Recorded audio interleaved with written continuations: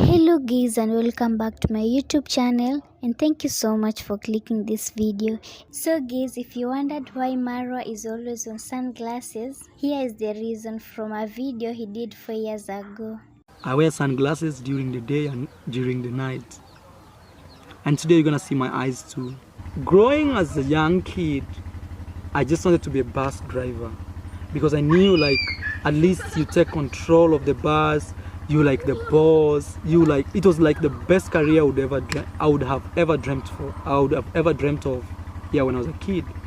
So one day I was having a lead. I don't know how I should explain this. I'm trying to see. Yeah, a lead.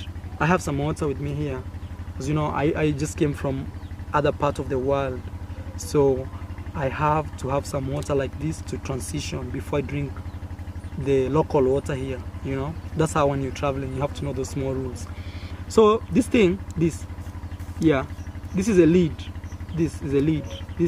The top, this is a lead. So there was a lead of a bucket, bucket where you fetch water.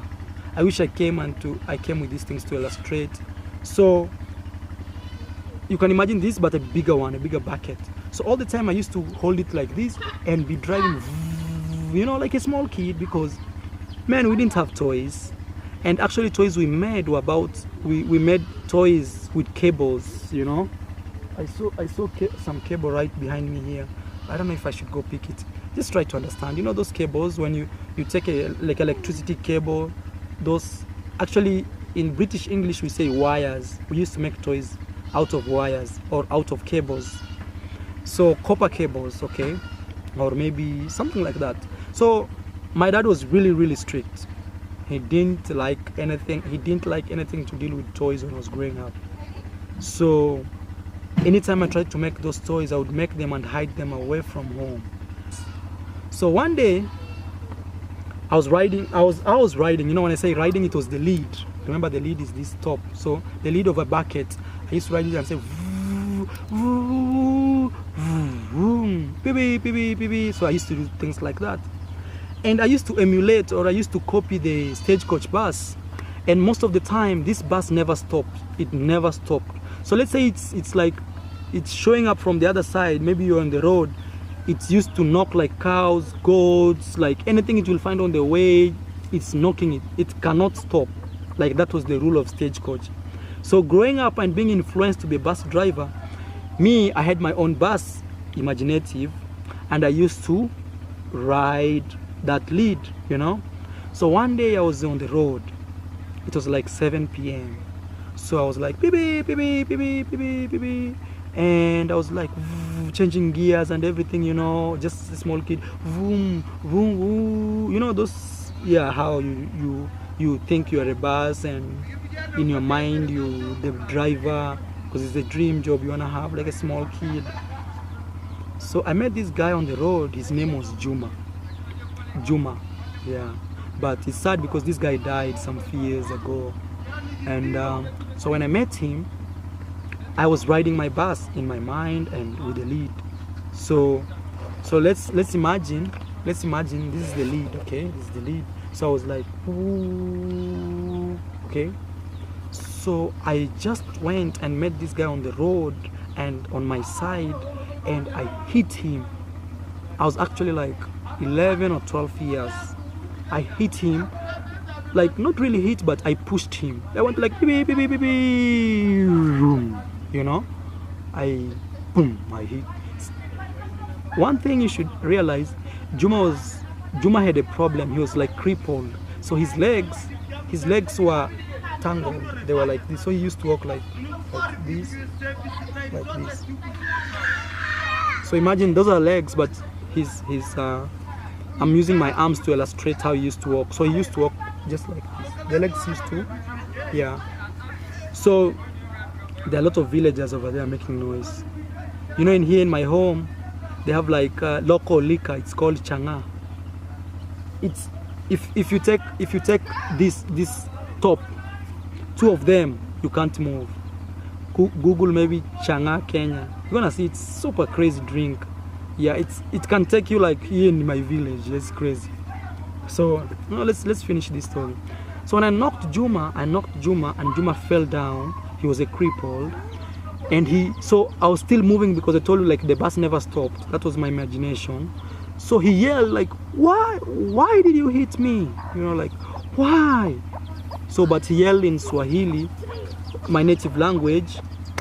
So I looked back like this. What are you saying? Just like that, you know, still like I was still holding the like, and I think I went back like reverse. Then I went and looked at him. What are you saying? This guy had a slingshot. You know, sling, the one that you kill birds with. The one if you see a bird you pull. You know, slingshot. Man, this guy. It was at night actually. It was like around 7, so I didn't see what he was doing. All I had was in my left eye. I had a big bump. See my left eye? I had a big like bump, like boom, and it hit me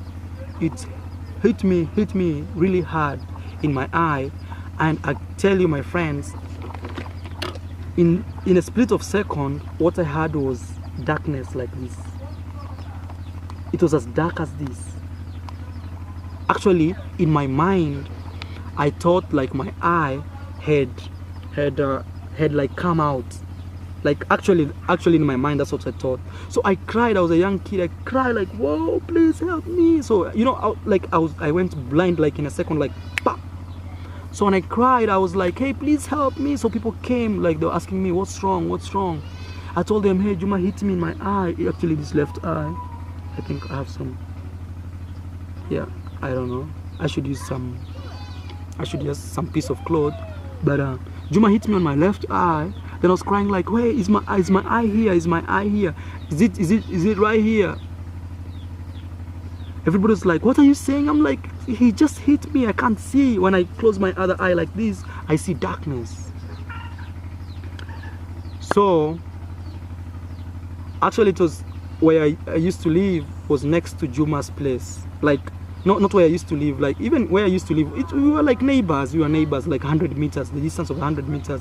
But where Juma hit me, actually across the road I was on the road. So the other side of the road, just there, like 10 meters, was Juma's house. So I went to their parents saying, oh, Juma has hit me. Juma has hit my eye. Look, it's gone. I can't see. Actually, as I'm telling you, I thought it went like down, like, like from, it crashed, like, I used to think maybe I would be like this in my entire life, you know.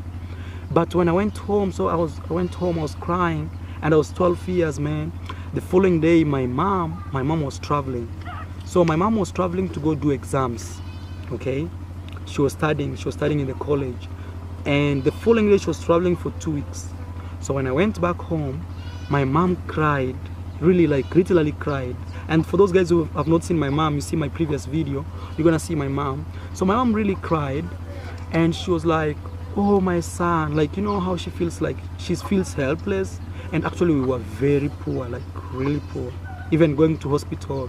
Man, I'm telling you, being born in a village and in a poor background, like really poor, man. Like even $5 was like a big miracle. I know that was a long time ago. $5 would have sounded like maybe $20 today. But it was actually like really, we were really poor, man. So the sad part of this story is I grew up with a stepdad. So my stepdad like really didn't care about me. So when I went home saying, oh, Juma has hit me, I can't see, please take me to hospital, my stepdad responded by saying, it's you who has the problem. It's you who is the wrong guy. And the following day, my mom was going to school, so I was left alone in the house. I was crying. My eye was like tears every second. It was super red, like really red. Like really, you see, like it looks red now. So you can imagine this way maybe 10 times. Like it was other people, normal people would see me like this, and their eyes would shed tears. Like their eyes would respond by, like shedding tears. So man, I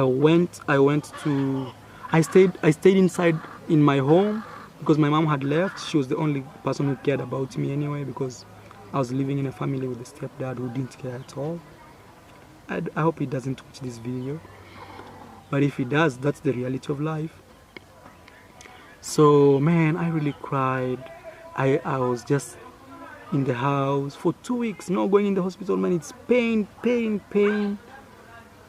Just like that, I lost my eyesight. Just like that. I never went to hospital. I never. So when I tried going to hospital after I finished university, the doctor just told me, he put some light here, like a flashlight. We call it torch. Flashlight. He told me, can you see some light? I said no. Then he told me, okay, I'm sorry, we can't help, you are blind. Just like that, I lost my eyesight, so I use one eye. So because of that, but the doctor told me you have to be wearing glasses because you have to protect the other eye. So all the time, I have to wear glasses, all the time. Even if it should be here, I feel more comfortable because I'm like, man, let it be here than just me putting right here. No, just me not having it. So man, that's why I wear sunglasses. And when I grew up, students used to bully me. They used to say, oh, your eye is for a goat. You know a goat? Like, meh, cabra. Cabra in Spanish. So students used to tell me, oh, your eye, you have a goat eye. And actually it was my eye. People, you know, when you're kids like come up with conspiracies. So they used to say like, whoa, one of your eye is a goat eye. So imagine this, they used to call it a goat eye. And honestly, I knew it wasn't. So it used like to pain me. And I used to imagine why I didn't go to hospital. And even my teachers couldn't do anything. And you know, man, like, damn, it was really, really hard. Really hard.